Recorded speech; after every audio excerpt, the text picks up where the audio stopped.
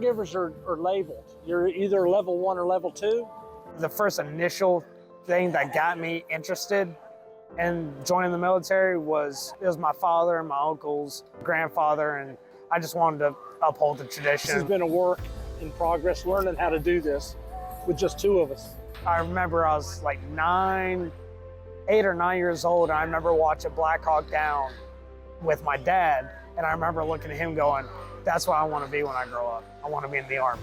My first day of jump school was actually September 11th of 2015. I was heading back to base one night, and a bunch of cows crossed the road, and I caught one right behind the shoulders. The Army called me, this first sergeant called me, and I didn't know who it was. He just said, hey, your son's been in an accident, he hit a cow. I'm going, yeah, I know he has. So I thought it was one of his buddies, but it wasn't.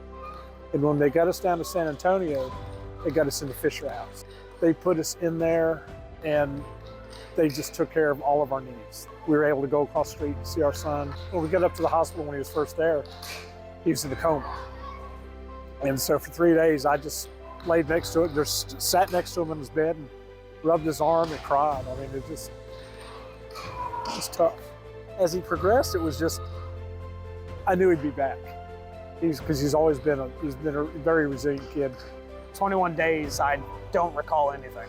When you're asleep and you're dreaming, that's kind of what being in a medicinal coma is like. Even though like you're awake, your body's awake and everything, it's the best way to describe it. Like looking at photos of myself and videos and pictures and all that stuff, it was like the lights were on, but no one was home.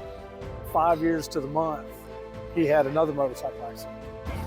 There you go, bud. He went into a ditch and it launched, and when he went toppled over the handlebars, he landed on the back of his neck. There he goes into the wild blue yonder.